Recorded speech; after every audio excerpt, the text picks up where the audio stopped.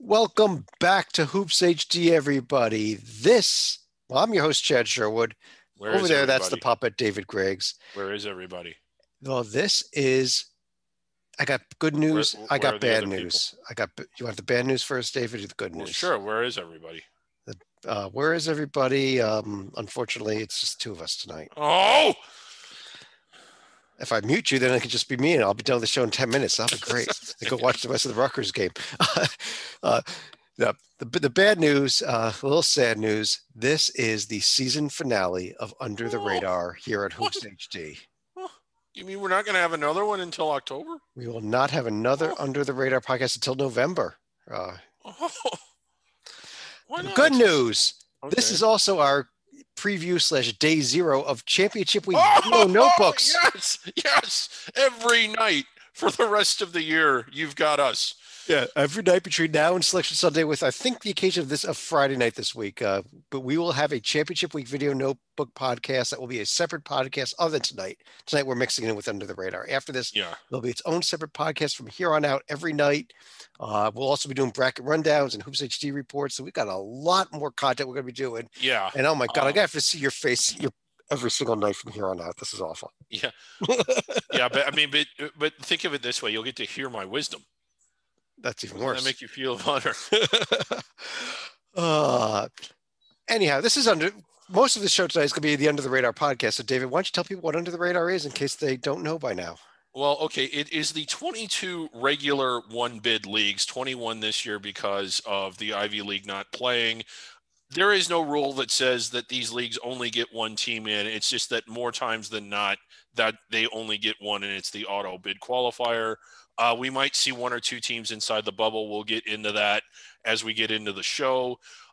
So it is not the 10 regular multi-bid leagues. That's the Power Five, which is the Big Ten, the Big 12, the Pac-12, the SEC, and the ACC, and the five additional regular multi-bid leagues, which is the Big East, the Atlantic 10, the Mountain West, the West Coast, and the American.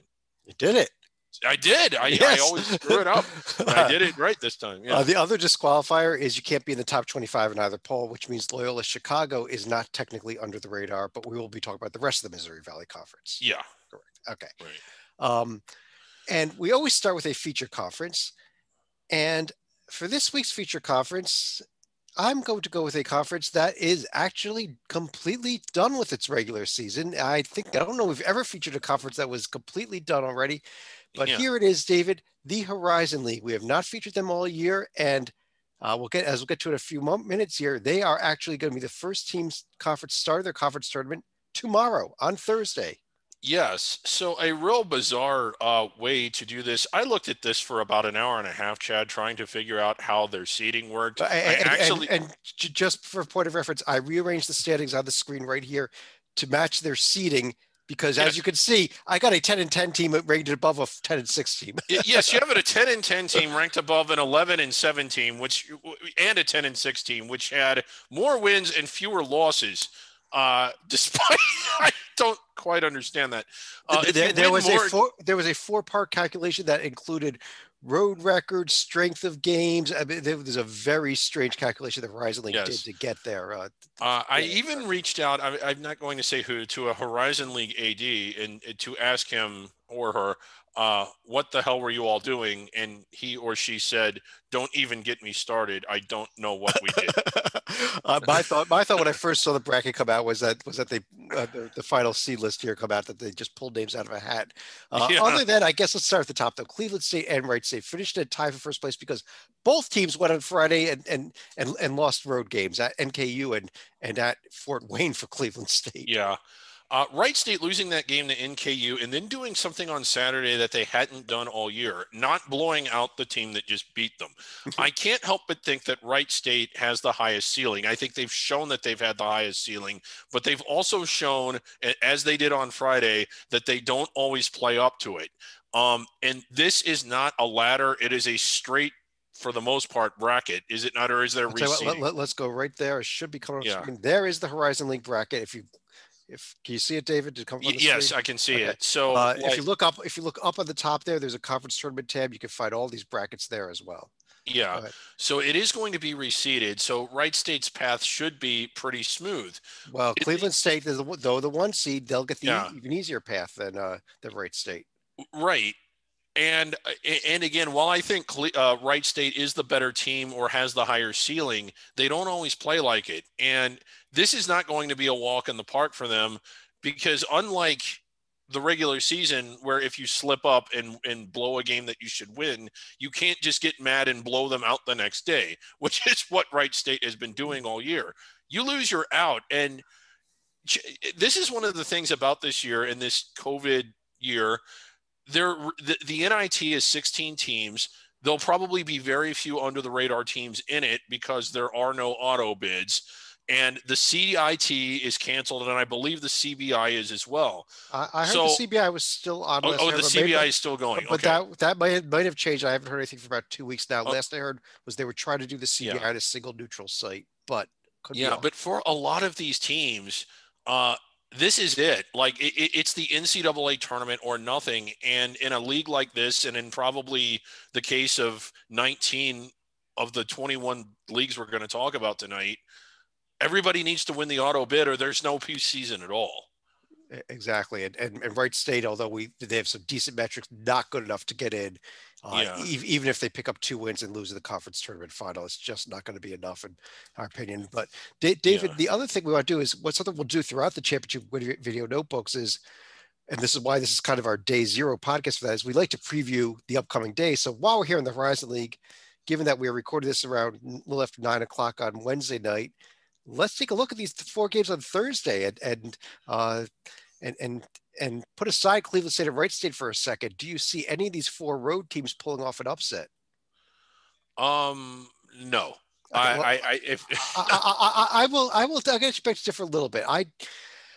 Fort Wayne just came off a win over Cleveland State. I do think Green Bay's a better team. They've been playing better lately. I don't like IUPUI at all in the 8-9 game. I like Milwaukee a lot better. Yeah. But UIC had a good start to the season, really stumbled. Youngstown State, a team that we were high on heading into the season, really disappointed. I think that's kind of the 6-11 game. There's a game between the 2 disappointing teams. It is. But where I am with that one, I'm a little surprised you go there because UIC did get off to a pretty good start and showed some signs of brilliance. But I think Youngstown has they still have the higher ceiling. I think they've got it in them to blow the game.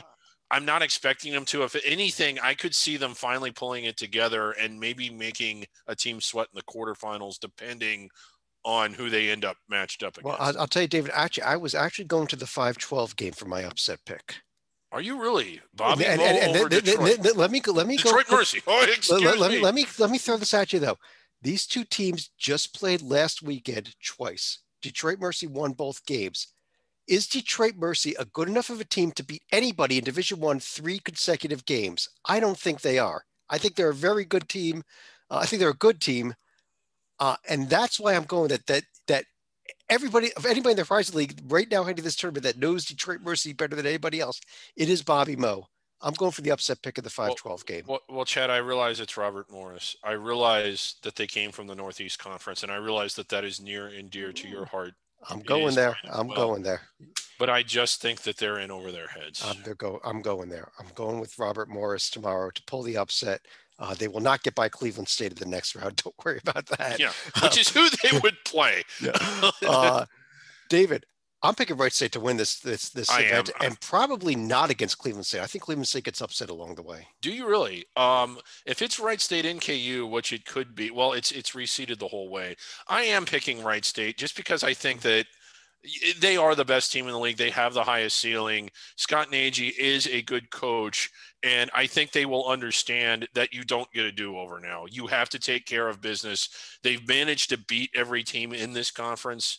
And I think that they'll do it again and win the tournament. Well, we both agree on who's going to win the tournament, at least, even though we don't agree on who's going to win the Detroit Mercy. I mean, look at it. It was an 11-point game. Okay, they were both double-digit wins by Detroit last week, but still, Robert Morris just played Detroit Mercy twice, 3 games in a row. Not very, very difficult to beat a team 3 times in a season, especially if it's 3 in a row. Yeah. In fact, I know very few teams that have ever played a team 3 times in a row ever. I don't So, know that it ever well, has. I'm thinking like the CBI finals where you play the best of 3, but Oh that's yeah. about the only thing I Okay. can think of. That's a good point. What you do see, well, you see it in baseball sometimes because those are 3 game series, and I've seen teams close against each other in the final regular season game and then meeting up in the conference tournament less than a week later. And I always think that that's a crazy scenario. This is beyond crazy. Uh, well, let's go through the rest of the conferences. And we're going to go through them in alphabetical order. I'm going to start off in yet another conference that's actually done with its regular season in the America East. Yep. We saw a pair of pretty good games between Vermont and UMBC that ended up being the split. But that's all UMBC needed for the 1 seed. That they got the 1 seed in this conference tournament with that split last weekend and heading into a conference tournament with a rather strange format, David. Yeah. And I'll get that up on the screen if you want to Yeah. discuss them. So again, yeah, Here it we is. figured that this would sort of be the defining weekend. Who's better, Vermont and UMBC, and of course they split the series. But I still think that yeah, look at that, people. Like that's actually that's the old Horizon League format. No, it isn't. Nobody's ever had this format before with 2 pods that followed by home campus sites and reseeding in there. It's yeah. Oh, with the race. Okay, yeah, I see. But UMBC and Vermont will not be playing this weekend. We will have 2 pods, a 3-team pod hosted by New Hampshire, a 4-team pod hosted by Hartford, played on Saturday and Sunday this weekend. We'll talk more about them on tomorrow night's Championship Week video notebook as we preview those games. But that is what's upcoming at least this weekend. The top 2 teams, though, are off until the following weekend, and then the weekend after that for the championship game. Right. So I mean, we're taking what normally happens in 4 days and spreading it over 3 weeks. In fact, I believe that this will set the record for the longest in terms of number of days involved yeah. and conference tournament ever. Right. Yeah. This is a 15-day conference tournament here. Good grief. NCAA tournament used to be 19 days prior to the opening round game. But that's where we are in the America East. Let's keep things rolling along here and talk about the Atlantic Sun. This conference is not yet done with it, but there we are, David. Still the tie at first place, Liberty and Bellarmine. Yeah, due to COVID protocol, they didn't get to face off, but it looks like that they will in this upcoming week. We'll see that when you reveal it. Liberty has the 1 seed locked up, or at least the top team among they are the best team among teams that are eligible. Bellarmine right there with them. Really good year in their first year of transition. We knew that they would be good, and they were good. And again, I kind of hate that there's no postseason for them to go to. Yeah, we'll have to double check that. I only see 1 game list. I thought they were playing twice this weekend, but I thought they were too. Okay. But David, what about this Bellarmine team?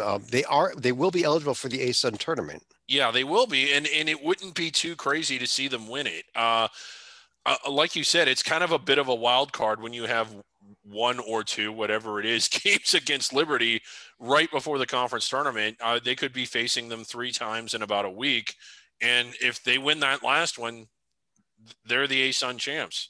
Yeah, apparently they did cut it down to only a single game this weekend. It will just be the 1 game.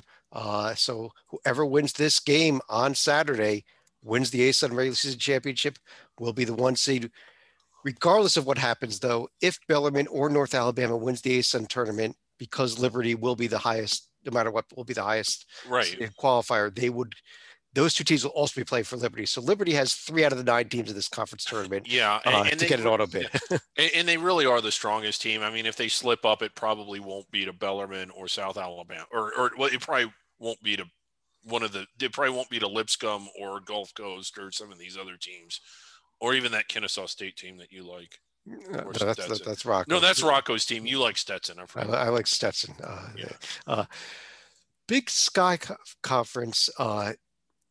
We now have Eastern Washington, who is David, went out, swept Montana this week by 90 to 76 and 90 to 76 scores. A pair of identical scores. But I think they're really taking control of this conference, especially with Southern Utah as we record this, tied in the second half at home against Northern Arizona, which is not going to help.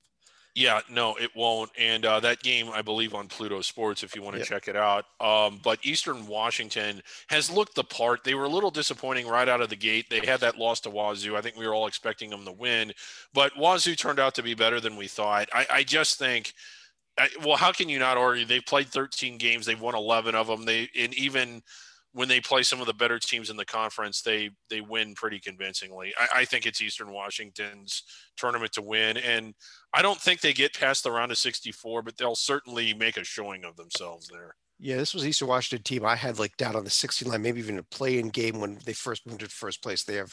I think this will be a 15 seed by the end of the day, Yeah, assuming they can. I agree. Now, conference tournament, you still have Weber there, who is I think is the maybe even more dangerous team than Southern Utah, though Southern Utah's been a great story. Yeah, they have. But that Weber State team has been playing pretty well as recently as well.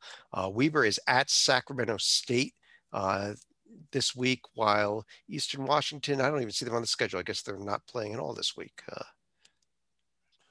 I I guess don't know. not. Maybe they just quit. Maybe they Two games you do need to circle are Idaho's home games against Montana State. Idaho playing for that winless record and a shot at our Hoops HD Centenary Award for the worst team in D1. They are the front runners. Yes, they are. All right. Let's keep things rolling here over to the Big South Conference, a conference that just tonight, with Hampton's win at Longwood and Radford's win against Mount Oli, whatever, did finish up its regular season. Winthrop wins this conference, running away by 5 games over everybody else. Yeah, and clearly the best team. I don't know if the committee will take them if they fail to win the conference tournament. I hope it doesn't come down to that, because I would hate to see somebody that finished the way that they did and beat some of the teams they did not get selected. But in this crazy year, it could happen. I'll tell you that the other story in this conference was Monday night. Flanders Fleming for Charleston Southern with a shot at the buzzer, and one of the highlights of the day, maybe of the week, this week, gets the win for Charleston Southern at Presbyterian to unfortunately end their season, as they immediately found out that they had a COVID outbreak afterwards, and Charleston Southern shut down. And because of the amount of time, I don't think the problem was even in the Charleston Southern basketball team, was in the athletic department as a whole. Yeah, somebody that had been exposed to their bubble. I don't think any of the players or coaches have tested. I don't know this. But it was the entire athletic department shut down for about a week. As a result, Charleston Southern will not be playing in the Big South tournament that starts Saturday. I do have the bracket here for the Big South. Now, I would note that this is the unofficial bracket. From what my understanding of the seating is, we still, as a minute we started recording this, the official bracket had not been released, but I believe that this is what we have. And we is will have Winthrop the host all the way through, or all the way through? This tournament will be played at campus sites all the way through. All campus sites all the way through. Okay. So Winthrop, as long as they keep winning, we'll keep hosting. Okay, and we were a fan of that format. So. Yeah. But we will, as far as this weekend goes, we will have a pair of games that we'll talk a little bit more about, and we'll actually have times for those probably by the end of the night. You'll be able to check them out in the conference tournament tab up there as well. Yeah, up there. Right up there. I can see it. It's right there. See it? Yeah. How about the Big West Conference and those UC Santa Barbara Gauchos who Bakersfield, we were talking about, was right up near the top of the standings. They took care of them this week on Saturday, 63-44. Just blew them out. Yeah, and I hate to do it, Chad, but I got to give you some props here. I was big on the Gauchos in the preseason. I was not big on them right out of the gate. They stumbled, but that's all they've done. I mean, they have blown through this league. I not only are they the best team in this league, this is potentially a dangerous round of 64 team. I mean, they are really hitting their stride, really playing well. There's not a path for them without the auto bid, but they should win the auto bid. Yeah, let's take a quick look at their profiles. Just see just how dangerous do you think that this team is. Look, I mean, they do not have a loss out of the top 2 tiers.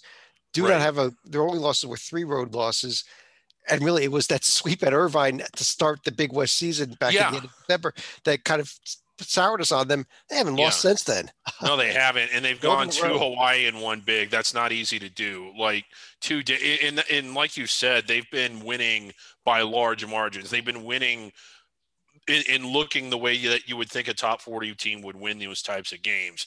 Like, I don't know what line they end up on, 12, 13, but they are going to make somebody sweat. This is a good Gauchos team, and potentially really good next year too. I think I've got them on the 13 line. I mean, getting up to that 12 line means you've got to get better than some of the at-large qualifiers, and I don't know Right? that they Yeah. quite reach that. But I think that this is clearly a 13 seed Gauchos team. Yeah. They do have 4 more games left, so a little ways to go still here as far as their regular season at Riverside. Yeah, and at Riverside, that's going to be a bit of a rough game. I mean, I know 2 games. It's yeah, Friday and Saturday. Yep. yeah, and both of those are going to be tough. But the way they're playing, as much as I love the Riverside story and how great would it be if they somehow won the conference tournament, even though they're at home, I just think that this Gauchos team, they're good enough to win out, and they're good enough to win the conference tournament after that. I agree. It's tough for me to say that they could sweep Riverside in back-to-back nights. So so we'll see. I mean, especially if the first game's a close one that Santa Barbara pulls out, the tendency has been that Santa Barbara then blow out the second game. But I think it's the first game that's going to be the most dangerous one there on Friday for them. Perhaps. The Colonial, where we simply did not have any games played this week. Yeah. Not really to speak of. I mean, Alon getting the sweep of Bill and Mary. Hey, I'll give credit to Rocco. He called that Alon was playing better, and they went 2-1 this week. Well, I called College of Charleston over Columbia State, and you all didn't believe me. There was a time during that game you're like, "What's up with College of Charleston, David?" And they pulled it out. So I just want to say 86-83. Yeah. Oh, we still have a little bit of, I think we have a final weekend here of play, and a few games that we have listed here, including James Madison should try to get a game against Drexel. If they win that should clinch for them the Colonial regular season title. Hopefully enough of these, we're not going to have teams that are going to have trouble playing in the Colonial tournament the following week. So probably not. Disappointing year for the Colonial, and I realize that it was not a normal year. You need to preface that with everything. This is a conference that normally lands in the 12 or 13 range, one of the better under the radar conferences. This league's heading towards the 15 line at the highest, and probably not even that high. Hofstra, who we thought was going to be really good, or I did, disappointing this year. Just not this is normally a good league. Like, we follow all the under the radar leagues. It's normally a lot better than what we saw this year. My biggest concern is the fact that there are no games this year. Maybe they're going to announce some things. I know this Charleston Wilmington game for tomorrow has already been marked as postponed. So, I just want to see that these teams are healthy enough to play in the Colonial tournament. Yeah. Otherwise, James Madison might begin this bid without a tournament. So we'll see what happens. Let's just move on to Conference USA before I get upset. Yes. Another conference that didn't get any games in this week, other than UAB splitting with Old Dominion, surprisingly, and starting to fall down those West Division standings. Yeah, and again, a good season for UAB, and oh my God, I'm blanking on his name. The guy from Andy Kennedy. Thank you. Mm-hmm. In his first year, I think the overall health of the program is good. I think when we saw that bloated record, it was indicative of just not playing that tough of a schedule, but still a good year for UAB. But the team in this conference is Western Kentucky. The one thing, if you're a bracketologist, which I'm not, you're not, is, well, what about the net? It's in the 70s. I don't know why it's in the – I mean, sometimes you can look at something and determine why, but look at their profile. It is – really good. The win at Alabama, at Marshall, not a tournament team, but really, really good at home. They have another win against Memphis. Some people are starting to talk about them as a bubble team. And I guess if I had to point to anything, maybe some of these margins of victories against these really weak teams is dragging it down. The strength of schedule is good. Relatively speaking, I don't know why the net is so low. Well, I'll tell you what, David, two components to it. Yeah. David, tomorrow night, they will have a chance to solve all problems as they have their non-conference game at Houston. Huge game tomorrow night for WKU. If they can find a way to win that game, and I don't think that they can win it. I don't think they can either. If they do, they're in. We could be looking at a 10 seed at this point. Yeah, because, I mean, if they win that game, their last 4 games are home games against teams they should beat easily. They're in. If they do that, they're in. And I don't know. I hate that those games at North Texas got canceled, because those were road games that I think would have, when you look at the two components of the NET, I think that would have really, really pushed them forward had they won both of them, which I think they would have done. The committee is watching this closely. I think that we can safely determine that. I'm assuming they know about Western Kentucky. This is a good team. Hopefully they're able to kind of improve that net a little bit, even if they can't beat Houston, because half of it is adjusted efficiency, and Houston, a very efficient team. So if Western Kentucky plays well against them, or it'll help them out. And if they beat them, it certainly helps them. I pulled up a team on the right there, Louisiana Tech. I think this is the second best team right now in the conference, despite UAB, North Texas, and even the records of teams like Marshall. They did split with Western Kentucky, playing really well, just swept UAB. They didn't get to play this past week. I think this is a very dangerous team conference tournament that Western Kentucky might have to pray they don't run into in the CUSA tournament. And they did win at Western Kentucky, which is a kind of a shock when it happened. But I agree with you; they're a real tough team. So keep an eye on them. They're technically down in third place right now, but they would hold the tiebreaker. They're on fire. They would hold the tiebreaker over UAB, so I think they would get one of those top two seeds to get the first round bye anyhow, the conference tournament. There's the other upcoming games there.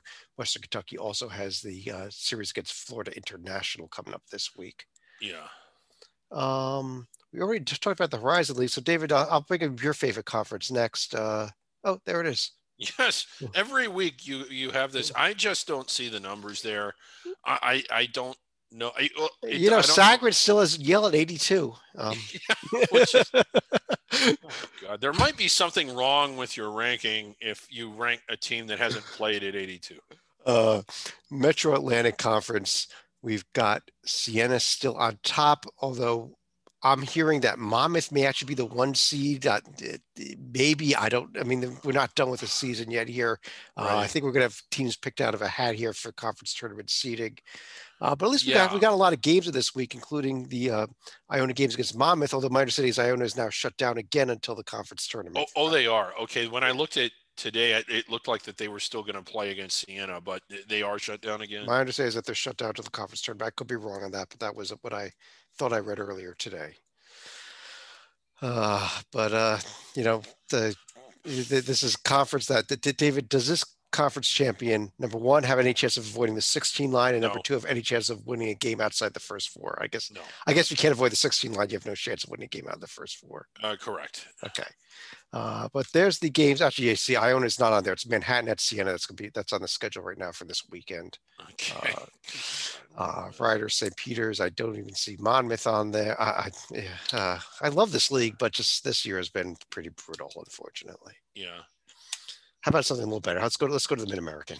Yeah, this is a little better. I like this Toledo team. At least one person in the AP likes them a lot more than I do, but they're getting AP votes. I do think that they kind of shot themselves in the foot, because for a while I thought they were good enough to be inside the bubble and were putting together the kind of profile that could have got them there.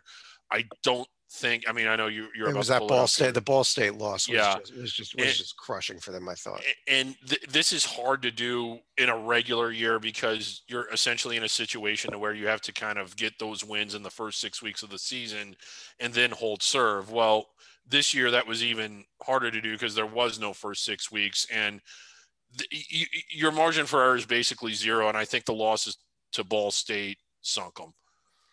Yeah, they lost to Ball State. They get Ball State again. They got to play at the end of the regular season here. Yeah. But you look at things like that 7-4 overall road record. There's some very nice things on this profile. Yeah. And that number 15 offensive efficiency in the nation. That's a dangerous team if they make a really good outside three-point shooting team. Yeah, go ahead. Yeah, and I mean, that was one of the things when they're off from the outside, they just can't beat anybody. But rarely are they off. And, they've won at Marshall. They won at Buffalo. They won some games that were pretty hard to win.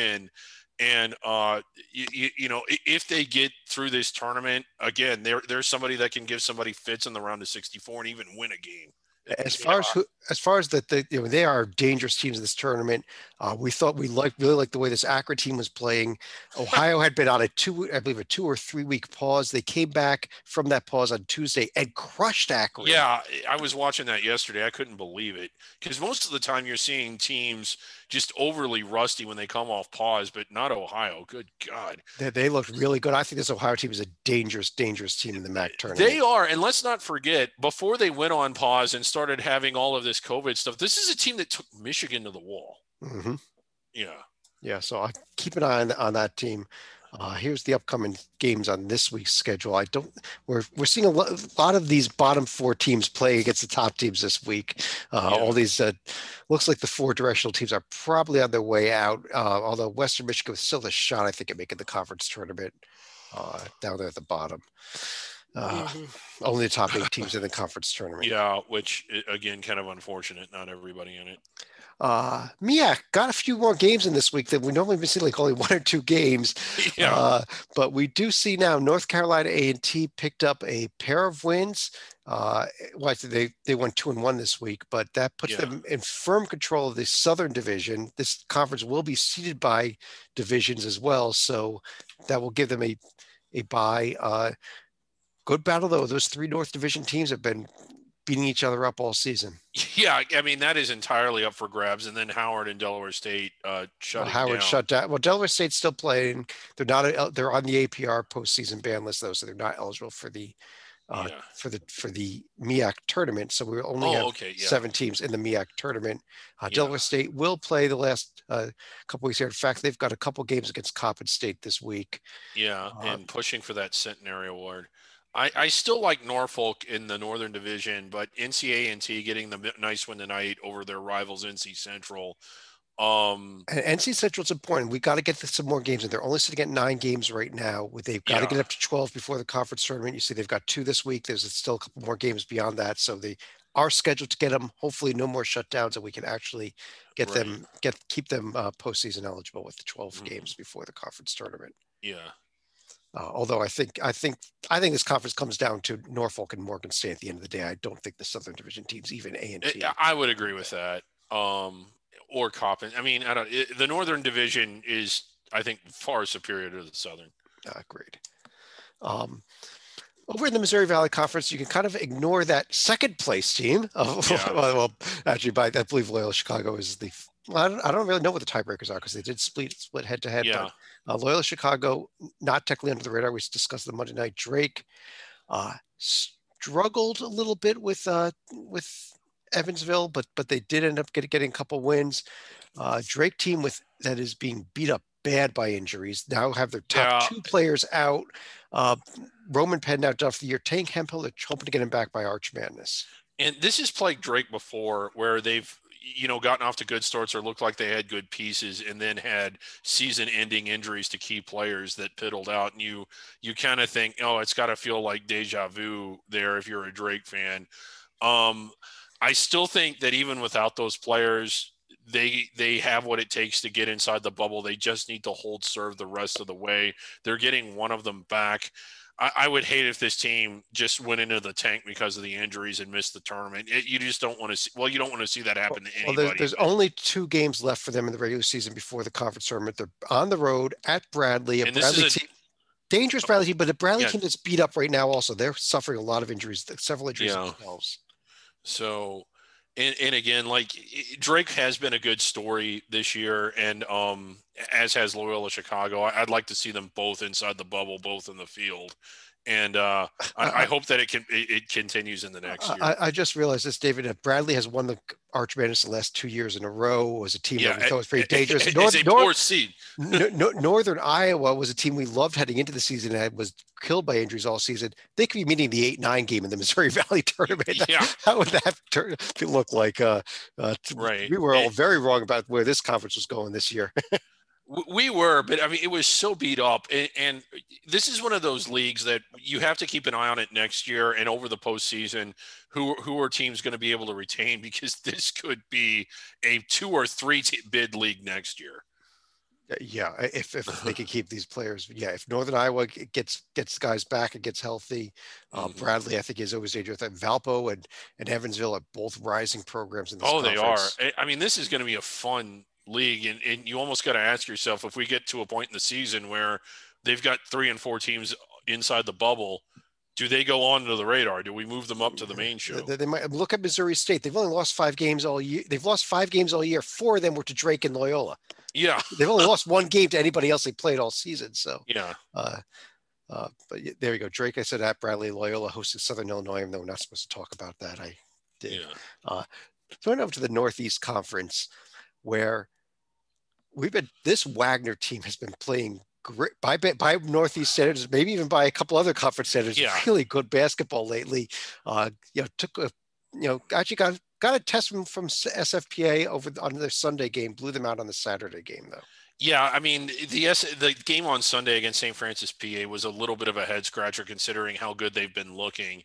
I think that it's them and Bryant. Merrimack's still a good story, but The Bryant with that huge sweep and a couple of tough games yeah, against Merrimack. Not yeah. Merrimack knowledgeable for the Northeast tournament, but great job by Bryant saying, "Hey, don't forget about us. Kind of, we're still in this league." Right, and it is kind of a 2-horse race between Wagner and Bryant. Only 4 teams into this conference tournament, and that's really the story here, Chad. Is that logjam? You've got Sacred Heart, Long Island, Mount St. Mary's, and St. Francis, Brooklyn, all within a couple of games of each other, and there's only 2 spots available. Yeah. So, I mean, what they do the rest of the way is kind of the story here. Is who's going to get those last 2 spots? And some will come down to schedule. Long Island has to go to Bryant for a pair of games. So even though they're sitting Yeah, in that fourth spot right now, there's a chance with Mount St. Mary's has games at SFPA, Sacred Heart. I don't even see them. Oh, there they are. They're hosting Fairleigh Dickinson. yeah, Well, I think Sacred Heart have the inside track for one of those spots, given that they have the easier 2 games this week yeah. and the fact that they are already up a game in the loss column. But maybe it's St. Francis Brooklyn. I mean, they all have St. Francis Brooklyn at Merrimack, Long Island at Bryant. There's a couple. Who knows? Maybe Fairleigh Dickinson could come up and steal a spot. Even who knows? Yeah. Uh, let's jump on over to the Ohio Valley Conference, where Belmont is one of a very small handful of teams that remains undefeated in conference play after Yeah. taking care of Jacksonville State and Tennessee Tech this week. I think the Jacksonville State game, a bit more of a test than we thought they would get from them. Yeah, it was. They kind of won that one ugly, but they did win it. This Belmont team on the court is phenomenal. They've got a really good post player, like probably the best big man in the conference or one of them, and they've got 2 or 3 really good outside shooters. And it's just pick your poison. Do you double down in the post, which frees up open shooters, or do you extend out the defense to cover the perimeter, leaving yourself wide open in the post? They're a real hard team to defend, at least at this level with the weapons they have. And with the exception of sort of that ugly win, they've been rolling over this league like a top 40 team should. They may. There's still 2 weeks left for them to break the top 25 polls. While this is our Yeah, last under the radar show, they may become ineligible to be under the radar before the end of the right. season here if they keep And rolling. you look at their metrics here; their nets in the 60s. That's kind of understandable when you consider adjusted efficiency and how weak their schedule is. Their overall strength of schedule, I want to say, is in the 300s. 311. Yep. 311. Oh, it's right in front of me. The SOR, is that the is that our? That's the ESPN strength Oh, that's of the strength resume. of record. Okay, Strength of resume. Yep. where's Joby got him? J&G is at 59. So this is the question, Chad. If you want to just pull up their profile so we can look at it. Sure. They've got a couple. Well, they've got 2 road games remaining, and the road games that they're playing are against Eastern Kentucky, Morehead State, 2 teams that are having the second and third place teams of the conference. Yeah, second and third place. I don't know if any of that lands them in tier 1. It doesn't, but still not bad road wins, not good ones either, but not bad ones. And then they've got, if they win both of those and lose in the conference championship game to one of those 2 teams, are they in, or is it This would be unprecedented. I don't. Here's the problem. They do not have a single game against a tier 1 or tier 2 opponent. Yeah. Eastern Kentucky will not be will be a tier 3 game even on the road. Morehead State right now would be a tier 3 game. However, if they go ahead and they lose a game at Morehead State, that should be enough to push Morehead State up into tier 2. So maybe they need to lose that game so they can get a tier 2 game on their resume. You know? Yeah, and then beat them again in the championship game. Yeah, no, yeah. But all seriousness, Yeah. they would head into the NCAA tournament if they win out, including the conference tournament. They will head into the NCAA tournament with an amazing record with only one loss. That'd be 29 wins they would have at that point. In a shortened season, but but 0 games against anybody in the top 2 tiers. Yeah, and that's a problem. And Belmont, under Rick Byrd, normally scheduled really hard out of conference, and so did Lipscomb with Casey Alexander. I think this was more situational than anything else. I don't think they ducked anybody. And next year, this will probably be corrected, I would think. But again, a big weekend coming up for them against Morehead State EKU. Yeah. Is Belmont going to run away from this in this tournament, or do you see somebody else being able to sneak up on them? Well, I think the two teams you got to look at are EKU and Morehead State, who both will be coming off of games against Belmont. Yeah. This week. Now, the way the conference tournament is going to set up, Morehead and EKU will be on one side of the bracket. Belmont will be on the other, assuming the standings stay where they are, which they should. I guess theoretically EKU could fall down to 4th place still, but if they standings stay where they are, whoever wins that Morehead EKU game will have a little bit more knowledge about Belmont, at least they just played a couple weeks ago for the first time. This will be the second time. That's where I think, can Morehead or EKU beat them in the championship game? That's the only risk that Belmont has. I think this Belmont team is way better than that, but we will really get to know that if Belmont goes and rolls these 2 games this week, Thursday and Saturday, we will, we'll know a lot more about them because these are the two most difficult games they've played all season this week. Yeah. Let's keep rolling on here to the Patriot League with its divisions and its American University that with only 7 games. And I don't know at this point if American is even going to be able to qualify for the Patriot League tournament because of the low number of games that they got in. Bucknell still needs to get a few more games in, although I think they will be able to. And we normally love this league, but it's just been frustrating to see, to see teams play the same 1 or 2 teams over and over and over and over and over and over. I mean, if Kansas and Missouri were to do this, it would be phenomenal. That would be the greatest thing ever. But here we go. Holy Cross Colgate again this week. BU Army again this week. Navy and Loyola again this week. Army and Bucknell again. Yeah. Now, the one thing they have done is exposed something in the net. Well, any metric is that when you look at Colgate, for instance, is that who's really high? Yep, 13 in the net. Okay, well, when you look at the fact that they've played Army 5 times or 6 times, whatever it is, and they've beaten them all those times, the net or the RPI or any metric is going to be like, well, they're beating a team that outside of that is 6-2. They're beating this team that's won 75% of their games handily, and it's going to push that up. I'll throw another number up here. I'm going to throw up a profile here that we have not looked at all season. American University. Okay. I'm going to throw up there. Is they currently rated number 1 in strength of schedule in the nation? Why? They've only played 2 teams, Navy and Loyola, and Navy has an incredible overall record. Yes. That's why they have the number 1 strength of schedule. They haven't played the toughest schedule of the nation. They played probably one of the easiest schedules in the nation. Yeah, they have. Now, Navy, I do like this Navy team. I'm sick of seeing them play American and Loyola all the time. But yeah, that's what happens when you play. Like, if you want to know how to rig the matrix, and this is why we've said this before on the main show, the double round robins push you further ahead. If you really want to rig the matrix, get with a team, have each of you schedule 1 game against one bye game, a game that you can easily win, and then play your remaining 28 games against each other. You will both have the overall strength of schedule. You'll both be off the charts good, because all it's going to see is that, oh, you're beating a team that's 1-0. You're beating a team that's won 100% of your games. Yep. And it'll like your net will go through the roof. Yeah. Obviously, the committee is not going to put Colgate in the tournament with that large bid. Yeah. I mean, unless Colgate's only getting in by winning this conference tournament. Navy, I think, is the better team.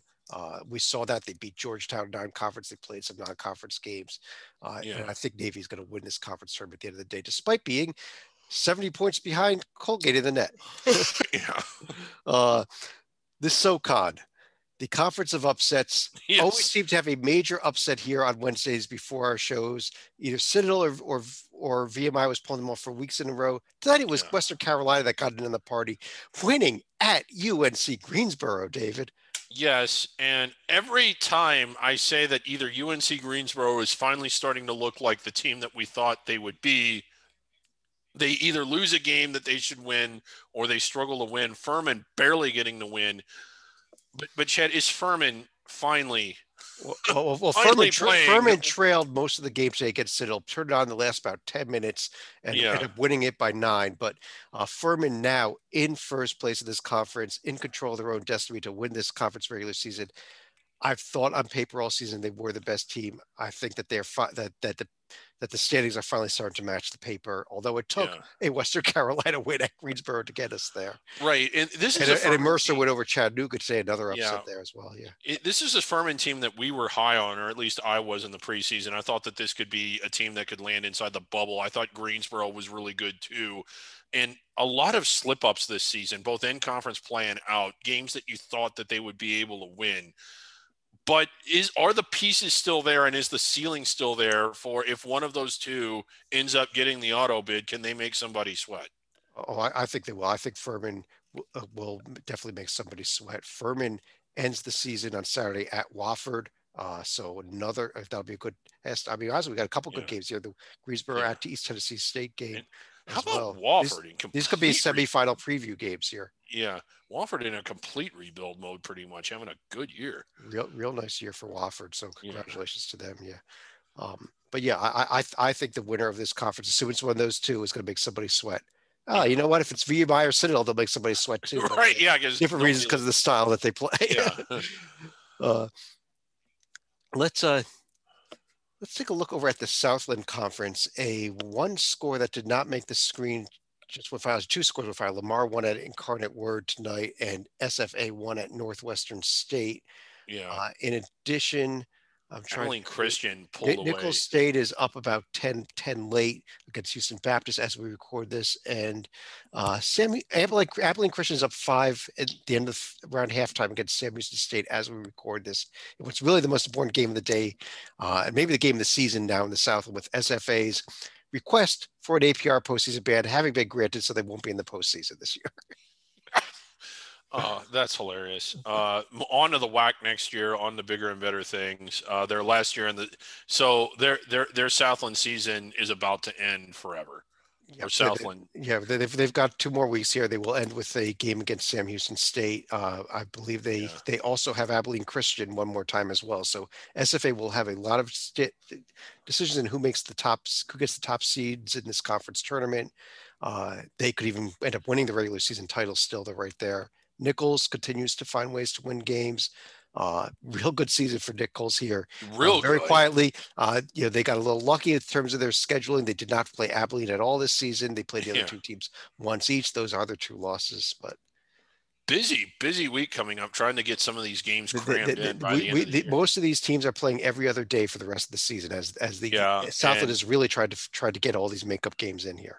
Yeah, and that's the combination of the weather, the snowstorm, and we realized that was real crippling to the state. We were glad, or we hope that everybody is okay and safe, and it's good to see everybody down there playing again, and COVID. So a very, very busy into the season here. Yeah, they see next Wednesday Abilene at SFA. That's probably after tonight's game is over.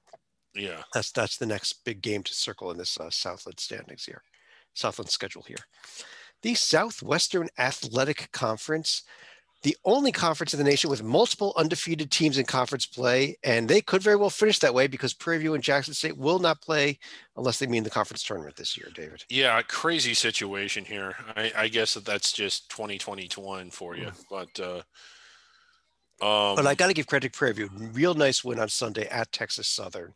Uh, it was a makeup game that they did find a way to get in, Yeah. and Texas Southern I think is the third best team in this conference, and to find a way to have won that game, that probably was their without playing Jackson State. That's their toughest road game of the season. Yeah. And your Alabama A&M team has slipped a little bit. Yeah, they're struggling a little bit. The Yeah. three-bit SWAC struggling, although two teams finish undefeated. They should be in the field, right? Yeah. Yeah, they should.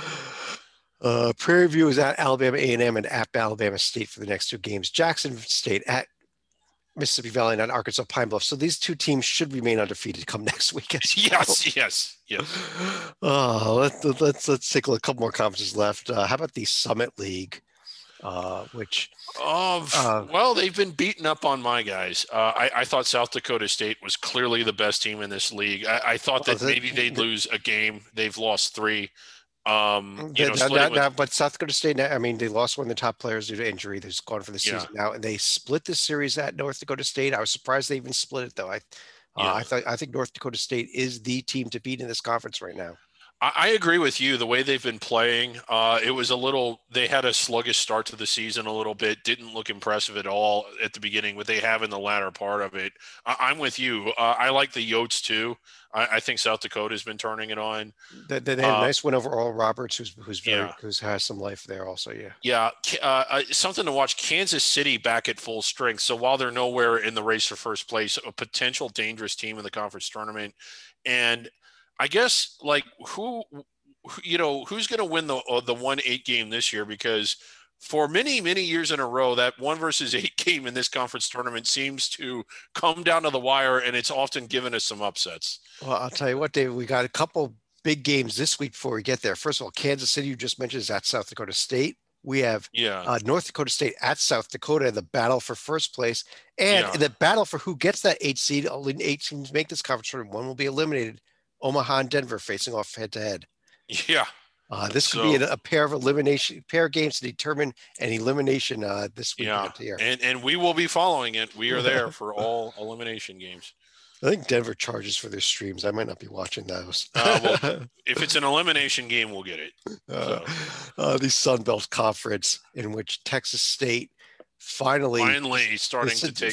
Somebody finally took control of this league. It was Texas State. They picked up a real nice road win at Arkansas.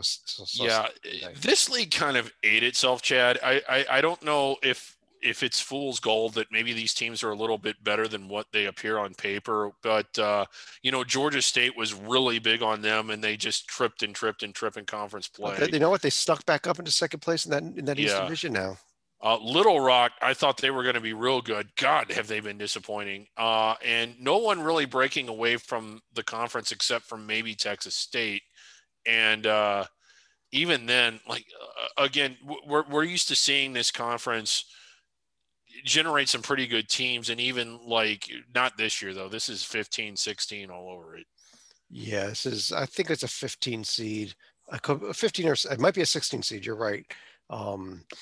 Which is unfortunate because I think if these teams had put together some better resumes, they could have been the champion could have been dangerous against a 4 seed in the tournament, but not against a Baylor or a Gonzaga.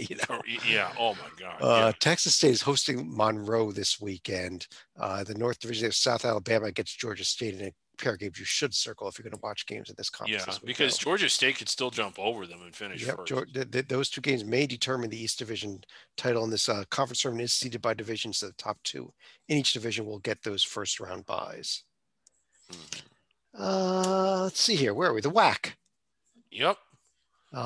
In the WAC, Rio Grande, we got to get them some games. Their assistant coach has taken over after the unfortunate passing of Lou Hill.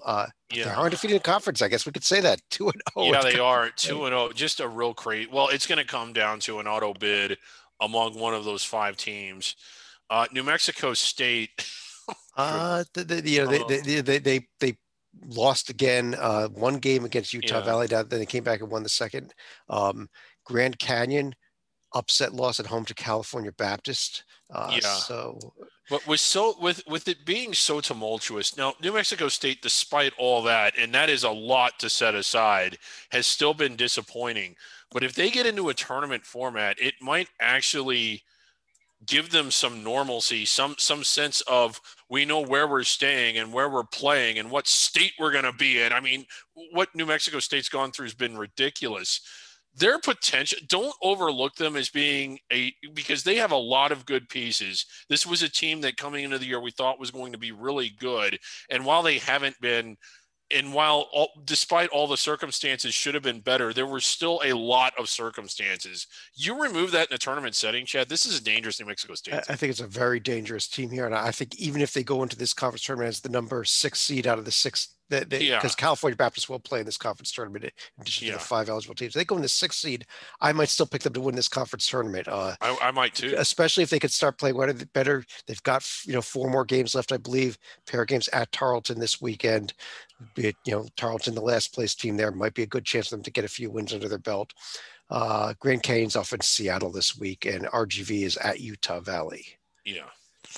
How about checking on the Front Range? Oh yeah, the Front Range. We have some games coming up.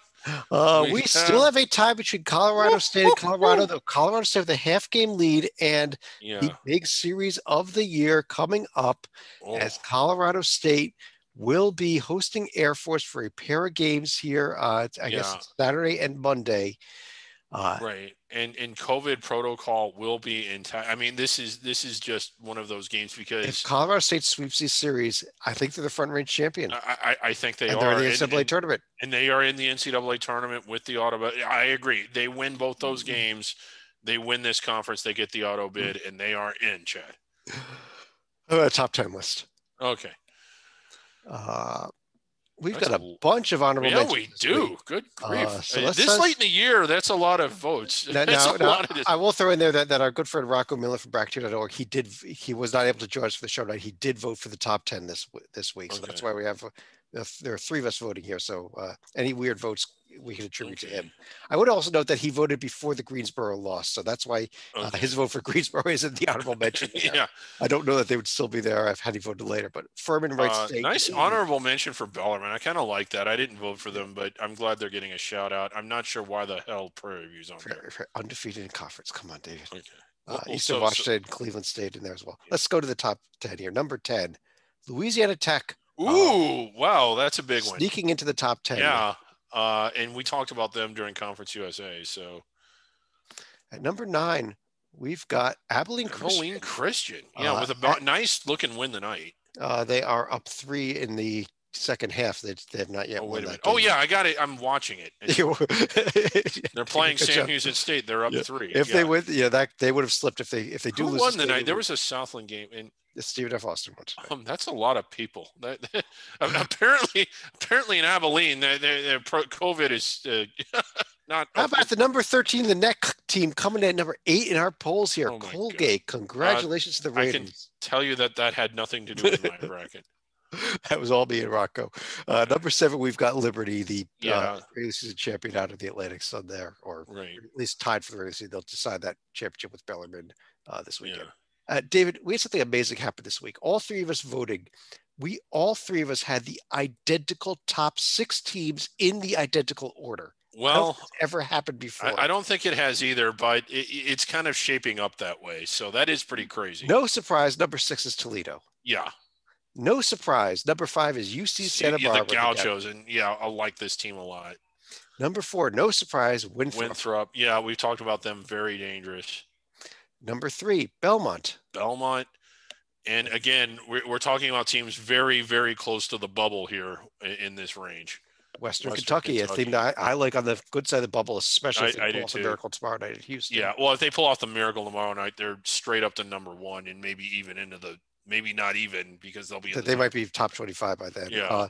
And Loyola Chicago not eligible. Drake number 1 though on the list here, still based on that overall resume that they've got. Mm-hmm. David, we are moving into Championship Week video notebook mode here from here on out. So while we are not going to have another Under the Radar show during those video notebooks, any news and notes regarding these remaining regular season games, we will be addressing to those notebooks. So it's not like we're going to forget about these regular season battles. We will We will be handling a lot of stuff with Under the Radar schools, just not in the same format from here on out.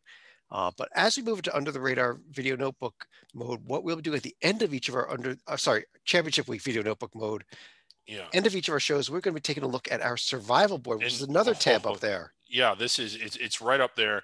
And there it is on the screen. This is an invaluable tool for the selection committee. Well, I'll let you tell us about it, Chad. It's just amazing. This is in the room because they have the internet. Yeah, they have the internet. They've got their phones. They can pull this up, and it tells them exactly what they need to be doing. And what we have here is we have every team that remains eligible. So as we head into the first conference tournament of the season, there are 330 teams that remain eligible. Yeah. We've had a couple teams fall off because they canceled the season. We had Charleston Southern just fall off because they were ineligible for their conference tournament.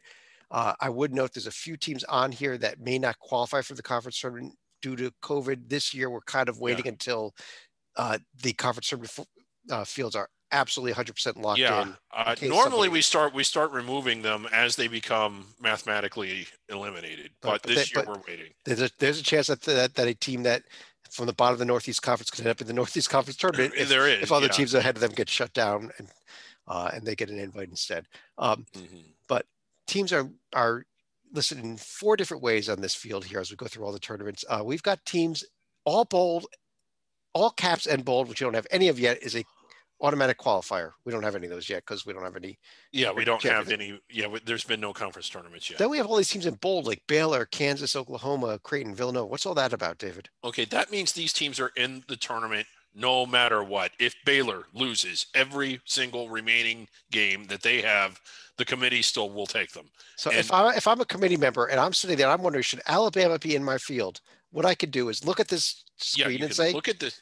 Yes, Alabama's they're in bold. So so we need to take them. Yeah, now, and that's what they do. Now, Dave, we also have teams in italics. That means that you see that might be worth considering still. Yeah, you want to consider those teams. These are teams that, if they lose all their regular, if they win all of their remaining games, win out to the conference championship game and lose, then there's a chance that there'll be enough on their resume to let them in. So if I'm sitting there and I'm in the committee room and I'm saying, is Colorado in or out? The answer is yes. That's a team we should be thinking about. They might be in, they might be out. A lot's going to depend on what they do the rest of the way here. Right. Yeah. So you need to be watching those teams. Now, if I'm in the committee room and I'm wondering whether or not I should give an at-large bid to Tennessee State, David. Yeah. Well, you shouldn't, because they're not in italics and they're not bold. So Tennessee State can only get in if they win the automatic bid. Now, what if I'm in the committee room and I'm wondering whether I should give an automatic bid, whether I should give a bid to Yale? Well, no, Yale is not even on the board at all. Not even on the board. So don't even think about them. Yeah, you don't even think about them. The ones that are regular type might actually end up getting in here as an automatic qualifier. But that is our survival board, our top 10 list. I guess let's go ahead and pull this down here, David, and go to you for any other final thoughts you might have on the night. It just doesn't seem like championship week begins tomorrow. It's been a weird year. Nothing seems like it normally does this year. I don't know. Most of the time we're chomping at the bit. It's like championship week. Here we go. We're gearing up for our notebooks. We've got the survival board ready to go, but it does begin tomorrow. David, I just have to say here that, about an hour, maybe about 2 hours ago, you said, why don't we start our show tonight an hour later so I could watch my Rutgers game. At that point, they were down about 15 points to Indiana. I said, no, I don't even want to watch this Rutgers game. I think we got to do all our shows during Rutgers games from now on, because as soon as we started the show, they went red hot, won the game against Indiana, completely went above the radar there. But on that note, I do want to thank everybody for joining us all season Under the Radar. We will be back again tomorrow night with 2 podcasts, a bracket rundown podcast, which we'll do a few more of during the course of the season, and a fairly short, but we will definitely have a championship week video notebook. We'll be back again. I think we're taking Friday off because there are no conference tournament games Friday. Beginning Saturday, there will be a podcast every single night, at least one, sometimes 2, because of bracket rundowns and Hoops HD reports and whatever else to come with. We got a lot of content. We'll do survival board updates. We'll do news and notes. We'll be reviewing games. We'll be previewing games. And some of these we're going to be doing at about 3 o'clock in the morning. Yep. And, we've called Mark Emmert during the show before. We have done called some Mark crazy Emmert. things. Yeah, So- we've done some crazy things. especially when it's 3 o'clock in the morning and we're Right. and we're on a lot of cups of Oh, coffee. we got to figure out what crazy thing we're going to do this year, and we normally figure it out about 10 minutes before we go on. Are we going to do trivia? Or 10 minutes We've done after that already. but Yeah. we'll maybe come back tomorrow night, check out our video notebook. We'll see what we figure it out. All right. But on behalf of David Griggs, I'm Chad Sherwood. Thanks for joining us. We'll talk to you again tomorrow night.